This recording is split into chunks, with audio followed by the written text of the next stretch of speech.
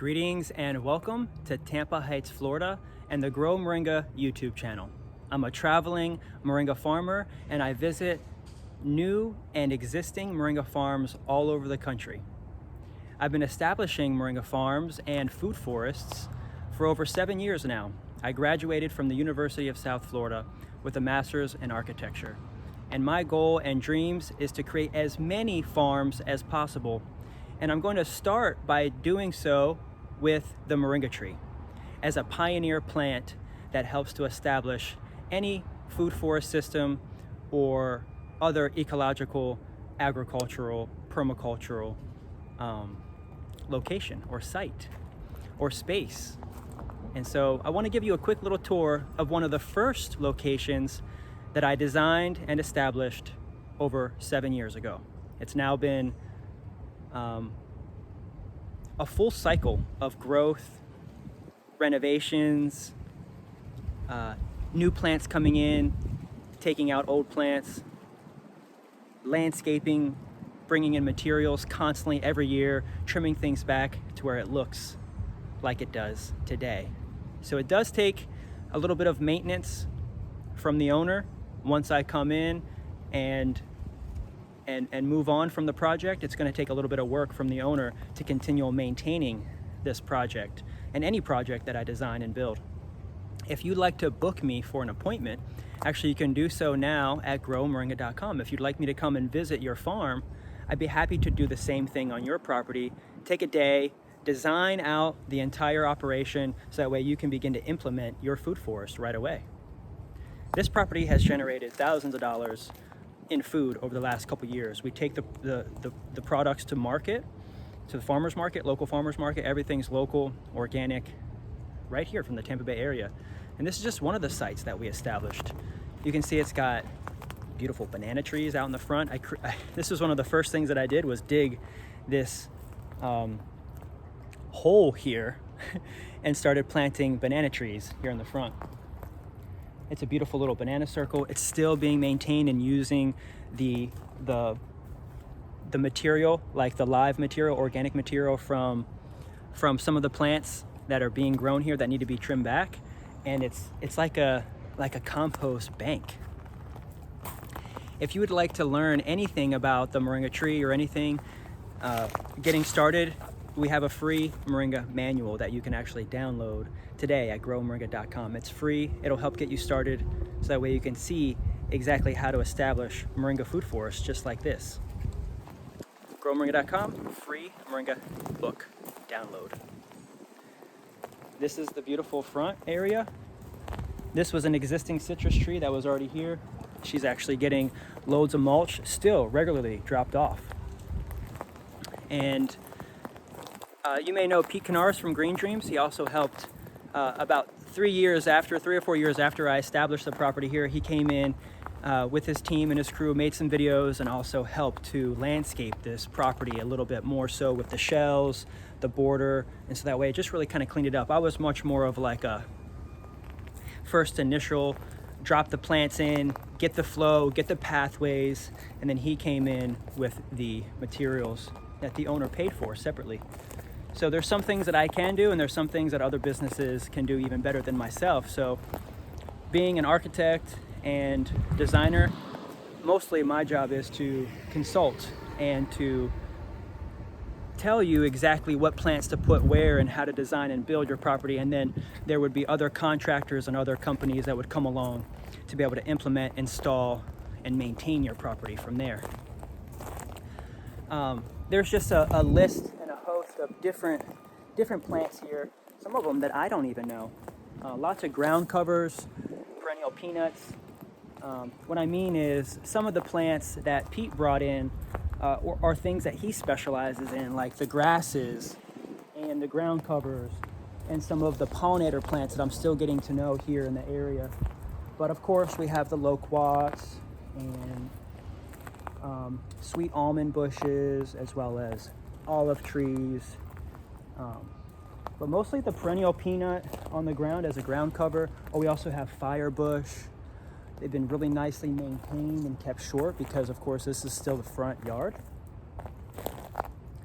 Loquats and Really love the perennial supplemental plants that are being placed up front here. We also have Barbados cherries up here in the front to create a hedgerow. Of course, you can see all the moringas. We just planted and had them cut back recently, just a couple weeks ago, because they were going out onto the road. We have ourselves a little library here.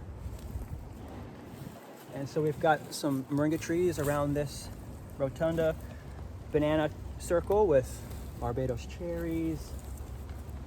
Lovely. I built this beautiful deck here with the separator wall with the bamboo separator a few years ago. It's really served this space really, really well. Beautiful, beautiful, beautiful. Love it. Got the sails back up. Creates a nice little shaded area. Really sturdy and strong. We've just been protecting the bamboo every year with layers of preservative so that way they don't rot. Some bird of paradise and a few other things like papaya. Oh, beautiful. Look at this opuntia cactus pear coming in. Lots of flowers, lots of fruit. We remember this was a gift that we actually received, I remember, from Deborah in our permaculture class. The owner and I actually met at a permaculture course that I took with Corinne Brennan at Grow Permaculture, now located in Brooksville. And so they really helped us to design and establish this whole entire system, because we even have a community compost area here. You can see the community compost area. It's a place where people can come and drop their scraps. We're utilizing this whole side area with mimosas, edible plants, perennial plants, and really just getting a full use out of this 50 by 100 foot lot in the middle of the city. I mean, we're downtown Tampa. We're less than a half a mile from downtown. We're in Tampa Heights. We're right by the new Armature Works building and recreational center, restaurants. We've got mulberries. We just got cut back. They were getting pretty big, filled with mulberries, and lots of little supplemental things with grasses, more mulberries. We're learning little things. I think that one's an olive tree. It's pretty cool. Of course, we put this bougainvillea here right outside of the office, so that way the owner could have beautiful vining bougainvillea. I built this little structure right outside of her office, so that way she could have these begin to trellis up. And here it is, just a few years after we planted these bougainvilleas, and they're starting to trellis up. This is going to be a beautiful area where the bougainvillea can just kind of latch onto this area. We'll probably just put a few more cross beams here. Yes. This is my design that I put together. I love this. I love this beautiful space. And built these structures, pergolas, to serve as heightened space. I had a full greenhouse here at one time. This was kind of like my greenhouse area, and these structures really served us well. And it's evolved. It's now a retreat center, an Airbnb location. She's a super host. We have lots of parties back here with fire pit. Got our hammocks set up so we can chill back here. I mean, we created this really back in 2015, 16. We built this pergola here first. This is the first pergola that we built. Put it in location. Pete Canaris helped us put in the bamboos in the back here, just really kind of helping to fill out the space. Look at this. Beautiful. Love the back area here. Look at this beautiful food forest that we're in. This was just grass and barren landscape just a few years ago. Now it's producing tons of food, tons of shelter for animals, lots of lemongrass and moringas. We just got all these moringas cut back. If you'd like to get me to design your property, I'd love to come visit your property. You can book me for a visit. I'll travel all the way to California. I'll go to Texas. I'll go to Nevada. I'll go to Arizona, anywhere in Florida. Any of the southern states that can really grow moringa all year round, I'd love to go visit. Please book an appointment with me at growmoringa.com, so that way you could get something like this in your backyard, and I can teach you how to create an abundant food forest full of food, vitamins, minerals, health, wellness. These moringa trees were some of the first moringa trees that I put in, and this is a beautiful hedgerow that we just kind of keep back and short along the hedge here. You can see we put in a little bit of astroturf just because the children like to play back here, and this is kind of like a little promenade area here. Love the coverage. I put these structures up. Oh my goodness. I planted this neem tree here and she's getting so big. Look at this neem tree. Yes. Wow. Place is really, really nice. Owners take really great care of the space, using it as a superhost Airbnb location. I actually was the manager of this Airbnb for about 2 years. Met up with hundreds of people here showcasing this beautiful space. Oh my goodness. Got ourselves a little ice cream bananas from the food forest. Yes. So that's beautiful. We got these bananas actually from Matt Reese. You may know him at Peace River Organics.